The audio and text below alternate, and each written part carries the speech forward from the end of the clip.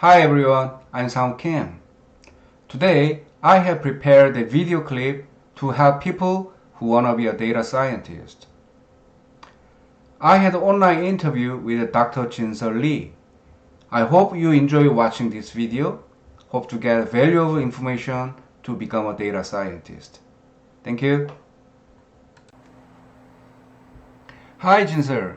Thanks for giving me a chance to have an interview with you today.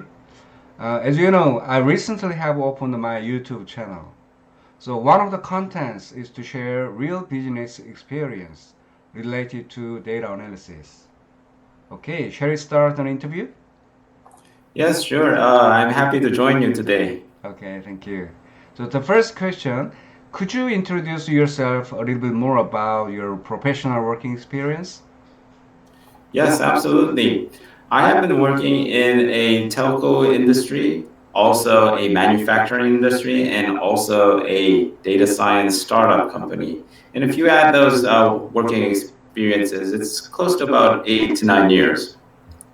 And I'm currently teaching at a university related to data science. Okay, cool. It sounds very interesting. All right. So the second question, so when you're in the business area, which statistical analysis did you use the most often? So the statistical area obviously is a very broad area, but these days I do notice that many of the businesses are obviously interested in customers. Customers meaning that we would like to understand customers, and from a business perspective, customers meaning that can we come up with a segmentation of customers? So segmentation seems to be the most statistical analysis that I have been using in the business area. And there are various different types of statistical analysis based on segmentation. Probably the most popular one, I would say, could be cluster analysis. And in terms of cluster analysis, you would know that there are various different types of cluster analysis, but I think the most statistical, I would say, area of analysis should be cluster analysis, have been the one that I have been used the most. All right. So I also need to study cluster analysis based on your comments. All right. The next I would say question. Yeah. that, Sorry. yes, I would say that understanding customers is very important.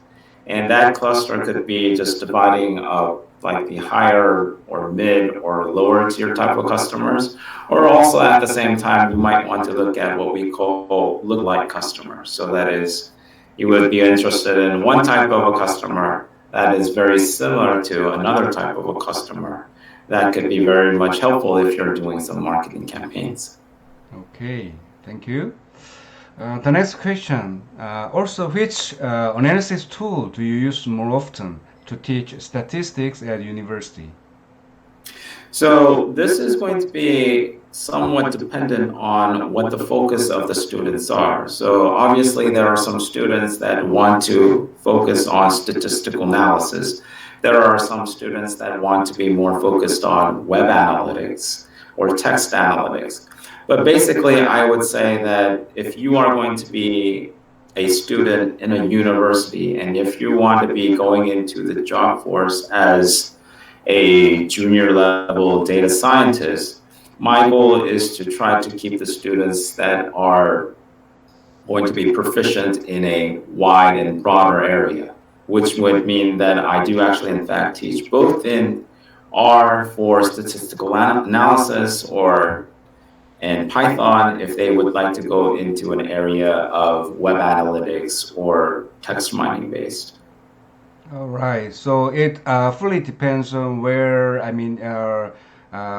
they are interested in it, right? That is true, yes. All right. All right. The next question. There are many advanced statistical analysis tools such as SAS, SPSS, R, or Python, right?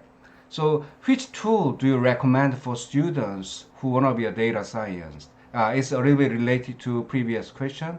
So yeah. Yes, that is true. So it is going to be dependent on which industry that the student wants to become. So that is, if they want to go to a more of a traditional industry, say for example, pharmaceutical industries or financial institutes, it seems that SaaS is more popular in that area. On the other hand, if you would like to go into an IT company or a startup company, it seems that R or Python is more popular. And now it's going to be a little bit more detailed. What do you mean by IT company? So if that role, if that IT company is more keen or focused on doing some statistical analysis, then it should be R that you should be focusing on. But if you would like to go into more natural language processing or web analytics or text mining, then Python should be the analysis tool that one should be more focusing on. Okay. Yeah, I think it's very valuable comments for whom who are interested in this area. Okay. Finally, do you have any comments about becoming a data scientist? Sure. The most common question that I get from many people in this industry is that in order to become a data scientist, do I have to have a computer science degree or do I have to have a statistics degree? And what I see these days is that the answer is no. If you do have one, that's great. But for a company that is trying to hire a new data scientist, they don't necessarily look at what degree that one person has. They want to see whether you have the relevant experience. For example, have you been involved in a project that is using statistical analysis, or have you been involved in a project that is involving in data mining? So as long as you have a project under your belt, or if you have a portfolio that you would like to share, then it doesn't seem that you have to have a computer science degree or a statistical degree in order to become a data scientist. All right. I really appreciate your feedback about my interview. So thanks for your comments and advice today. I hope we have another interview when necessary, right? Sure, no problem. I'm glad to join you today. All right. Okay. So take care, Jinsuh. Thank you. All right, thank you. Bye-bye.